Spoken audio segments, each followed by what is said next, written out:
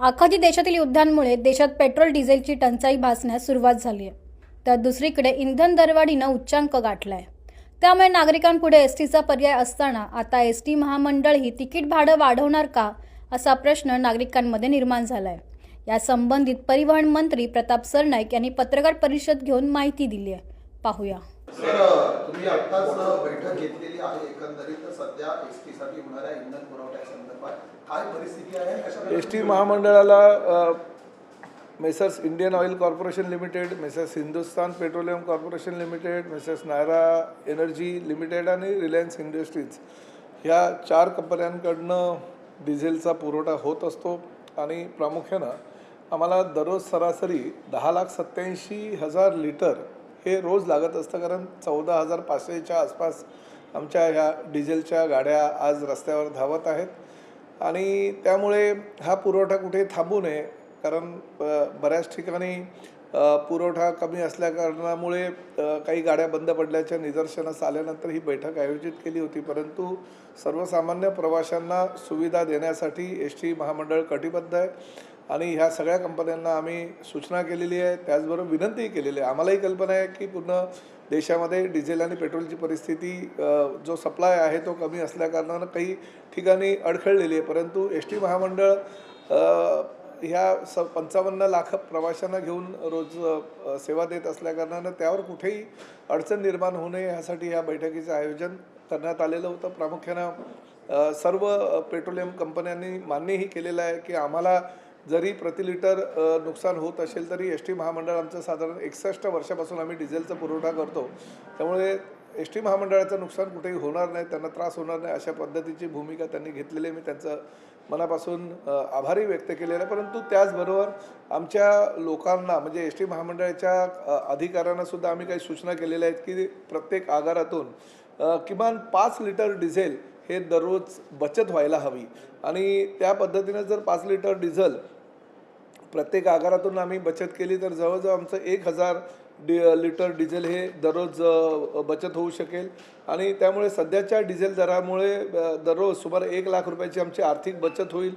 यासाठी आगार निहाय डिझेल बचतीची उद्दिष्टे तातडीने निश्चित करण्याच्या सूचना मी आमच्या अधिकाऱ्यांना दिलेल्या आहे. ज्या चालकांच्या चुकीच्या पद्धतीमुळे म्हणजे किलोमीटर प्रति लिटर 10 लिटर कमी जर लिटरचा नुकसान होत असेल तर त्या वाहन चालकांना आपण समुपदेशन करून योग्य प्रशिक्षण देण्याच्या सूचना मी केलेल्या आहेत. बसेसची दैनंदिन तांत्रिक तपासणी व दुरुस्ती योग्य प्रकारे केली तर डिझेल कमी प्रमाणामध्ये जळेल आणि त्यामुळे तिथेही आमची बचत होऊ शकेल. डिझेल बचतीमध्ये उल्लेखनीय कामगिरी करणाऱ्या चालकांचा सत्कार करण्यात यावा, तसेच त्यांना प्रोत्साहन भत्ता देण्याची योजना चालू करण्याची मी सूचना आमच्या एस टी महामंडळाच्या सर्व अधिकाऱ्यांना दिलेल्या आहेत.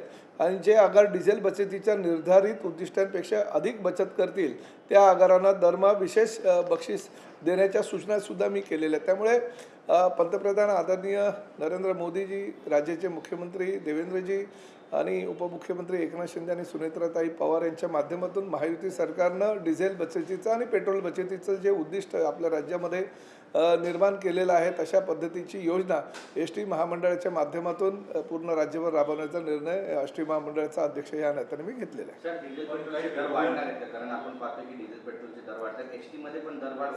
नाही, बघा, डिझेल आणि पेट्रोलचे दर वाढत आहेत, परंतु शेवटी आम्ही सुद्धा राज्य सरकारकडे काही बचतीच्या दृष्टिकोनातनं किंवा ह्या वाढीमुळे एस टी महामंडळाच्या उत्पन्नावर जो आहे तो परिणाम झालेला आहे.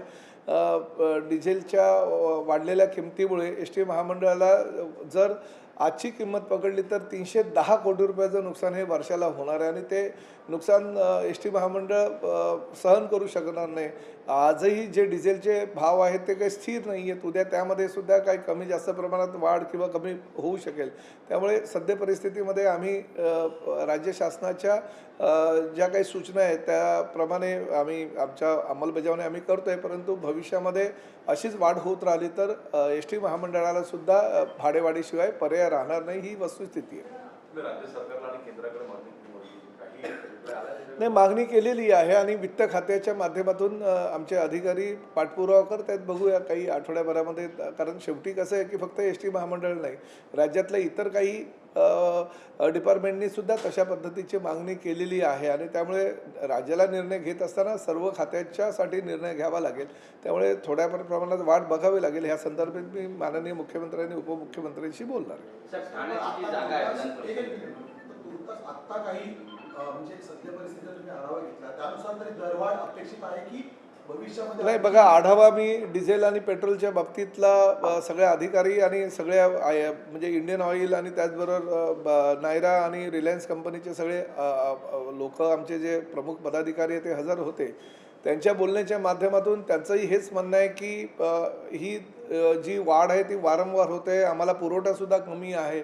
त्यामुळे ते सुद्धा काही सांगू शकत नाही आजच्या परिस्थितीमध्ये. पण भविष्यामध्ये काय होईल हे आत्ताच मी काही सांगू शकत नाही. परंतु जी वाढ आतापर्यंत झालेली आहे, सुमारे 7.5 ते 8 रुपयाची वाढ प्रति लिटर झालेली आहे आणि एवढ्या मोठ्या प्रमाणात म्हणजे जवळजवळ 10,87,000 डिझेल आम्ही दर दिवशी घेतो. तर आमच्या उत्पन्नावर आणि आमच्या नुकसानीवर त्याचा परिणाम फार मोठ्या प्रमाणात होणार आहे. राज्य सरकारने दिला नाही तर एसटी चालवणं मुश्किल होईल का? कारण नाही बघा, एस टीची सेवा तर सर्वसामान्य प्रवाशांना आम्ही देणारच आहोत. कारण शेवटी आमच्या जीवावर 55 लाख प्रवासी हे दररोजचा या एस टीतून प्रवास करत असतात. त्यामुळे भले काही प्रमाणामध्ये वाढ करून आम्हाला एस टी ही चालू ठेवावीच लागेल. परंतु हे तेवढंच सत्य आहे की दरवाढ ही सातत्याने होत राहिली तर एस टी महामंडळ हा तोटा सहन करू शकणार नाही. एसटीला फटका बसतोय, तसं स्कूल बसला सुद्धा फटका बसतोय. त्यामुळे ऑफलाईन ऑनलाईन जे आहे ते शाळा सुरू करा अशा हायब्रिड प्रकारची मागणी होते. नाही बघा, आता वेगवेगळे पर्याय वेगवेगळ्या संस्था काढत असतात. आता तो त्यांचा वैयक्तिक निर्णय. स्कूल बसेस घेणं, वापरणं किंवा त्या बंद करणं किंवा मग शाळा 2 सत्रांच्या ऐवजी एका सत्रात चालवणं वगैरे हा निर्णय सर्वस्वी शिक्षण मंडळाचा आणि शिक्षण विभागाचा आहे. त्यामुळे आम्ही त्यावर काही भाष्य करणं योग्य होणार नाही. परंतु प्रत्येक ठिकाणी काही ना काही पर्याय हा शोधावा लागेल.